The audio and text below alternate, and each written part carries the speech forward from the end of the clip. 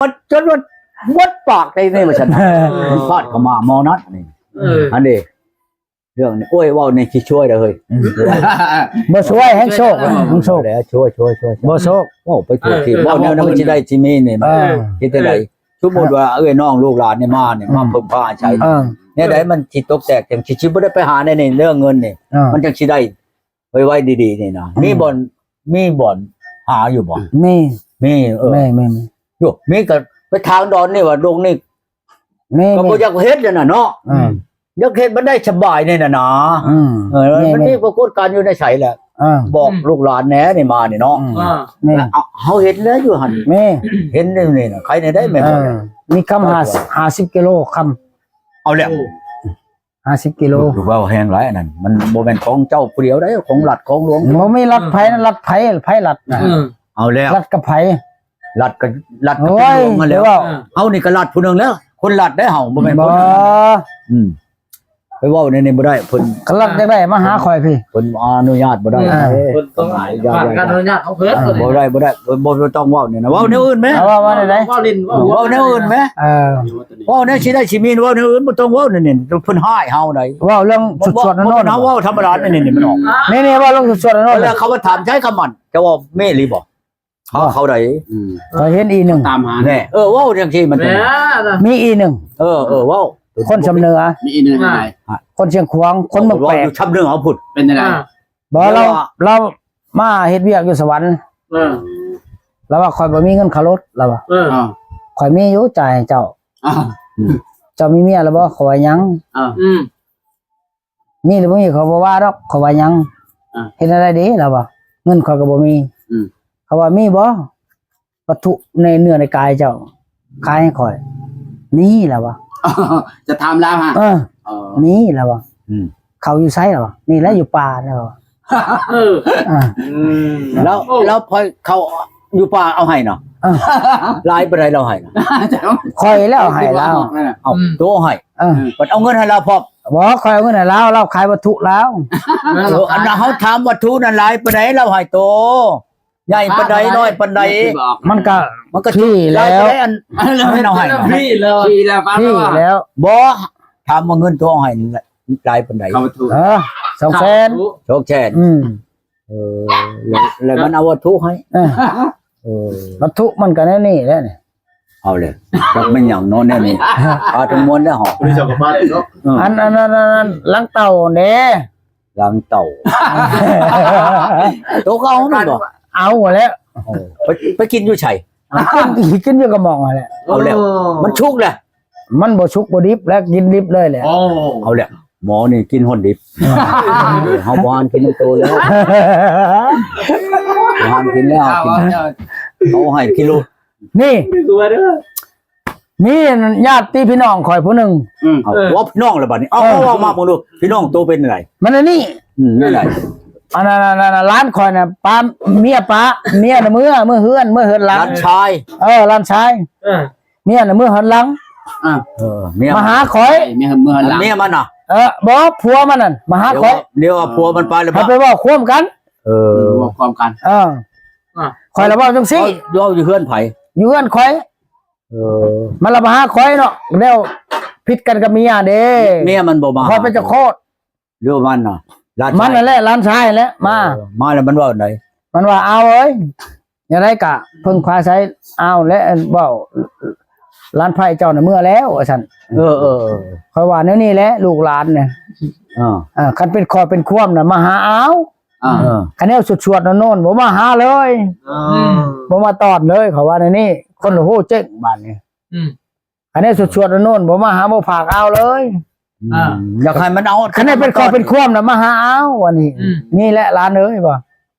มันก็บ่จักได้เว้าแล้วมันก็อึ้งตึ้งแล้วถึงหัวถึงห้องแล้วมันก็ได้โยเนาะว้าวเนี่ยบ่ให้มันเอาตอดไปตอดของมันประชาเอาไปต่อจะของไผแล้วหักว่าไปนี่แหละเรื่องตัวนี้หันเลยจะหายเขาจะว่าตัวฟังเลยเรื่องเงินพักเงินห้างเงินหลิงเงินจะตางเบี้ยบาทยังก็ตามคำอยู่ในคอเมียคอลูกก็ตามขายได้ขายเมียขายบ่ได้มีบ่ผู้ขายเมียอันนี้ก็ว่าไปซื้อแม่นบ่ตามธรรมเนียมค่อยเกิดมาการโยกกระชูปานนี้ยังบ่เห็น บ่ยินว่าโอ้หมอนั่นขายเมียมันเมื่อวานนี่ได้ไปเลยเอ้า5 ล้าน คัดเป็นตาหมักนี่เฮาชื่อเอาได้5 ล้านก็เอาได้เมียหมู่ก็ยักหมู่ขายแม่นบ่แหละ แม่น เออเมียหมู่ก็คือกันกับแม่ห้างมันบ่ได้เจือนคือจะพังห้วยพังหนองแม่นบ่แหละเรื่องหยังมันก็ดียังคือเก่าทั้งชี้น่ะนะเฮาจะว่าเดี๋ยวเฮาบ่กินเนาะเฮา กินแล้วนะโอ้ย มันสิเสียน้ำบัดมันเบิดก็เฮานี่สิชื่อเฮาบ่กิน บ่บ่เฮ้ยสิชื่อบ่มันเบิด ชื่อ ก็ตาม อีก คันแนมเอาเงินน้ำเต็งไปชื่อนั่นหมอนี่คนบ่ชัดชื่อเด้อหมอนี่ บ่ไปซื้อ บ่โตบ่ได้ชัดชื่อแต่กูจักเลยเฮ็ดคนเมียตัวเอง งงเลย เอาได้ไดโตบ่ได้เฮ็ดบ่เมียโต จะเฮ็ดแล้ว เรียบร้อยหั่นคนบ่ชัดชื่อ อยู่นำกันแข่งกันบ่ อยู่นํกันบ่ได้เฮ็ดเฮ็ดเข้า มันก็เฮ็ดกันแหละแบบนี้ อันนั้นแหละจังหวะอันนั้นแหละตัวเฮ็ดนั่นมันเจ็บมันปวดมันหาย เข้าห้องหมอ แน่จุดเข้าห้องหมออันอย่าเฮ็ดหลายเห็นว่าเฮ็ดได้ นี่แหละ เขาบ่หายดอกอันบ่เฮ็ดก็ดี เราปัดอยากเฒ่าๆได้จังน้อยนะเฮ็ดไปละวัน เท่าแล้วบ่เมียผู้นั้นน่ะ บ่อันนี้ เมียผู้นี้บ่ ผู้พี่นี่แหละเข้าห้องหมอ เพิ่นบ่ได้พิกายนี่บ่ บ่ได้ปีกายวัง2 เดือนหลังน่ะ ตอนทำเมื่อวานตอนนั้นนะบ่นี่เข้าบ่สบายบ่ เข้าห้องหมอแล้ว เราไขแม่น ใครใช่ไหม อันนี้เมียหมอนั่นก็นอนตุคู่อยู่จังว่าถือค้อนมันบ่จักเลยมาลงหมอนี่ เฮ็ดกันเฮ็ดมันขึ้นจนแจ้งอะไรเฮ็ดโอ้ยเราพี่5 คนเลยไม่เฮ็ดจังได๋เฮ็ดข่อยพี่จนสุดปีนนี่ ตอนนั้นเนาะยินลึกยินลี แตกจนหย่อเลย บ่ ตะกี้ยาวบ่ ยาว บ่ครับ โอ้นั่นลีโล ไอ้ลีเลยเราบ่ไหวเราบ่ไหวเราจนเมื่อยบัดนี้ เฮาถือบ่เฮ็ดปานนั้นเนาะเฮ็ดลูกเฮ็ดเมียนี่คันผู้เฒ่า บ่เฮ็ดอะไรได้ เฒ่ามาให้เฮานี่สิเฮ็ดอยู่ ผู้สาวยังบ่เลือกเขาแต่ไม่หี คันเมียนี่เจอบ่คมบ่คืนมัน คมไปยังเขาว่ามักบ่มักสิมักเราว่ามักมาสิ ให้แต่ จัดให้ โอ้ สิไปแล้วบัดนี้โอ้ยเราบ่ไหวแล้วเรา ตายคักกันไปห้องหมอ ไปห้องหมอ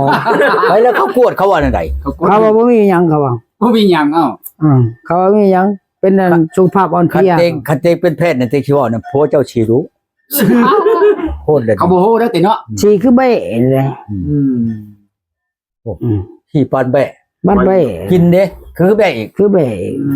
บ่ไหวแค่หมอนี่กินก็กินเก่งชี้ก็ชี้เก่ง เจ๋งเลย บ่มีแนวบ่เก่ง เรื่องสีเนี่ยโอ้ย บ่เก่งจะทางให้ บ่เก่งอยู่ทางให้ มันเมื่อยเนาะ ได้กันเฮ็ด อันแท้ก็ชอกบ่เด้อ เอ็ดก็กัดอันเลยน่ะ ชะ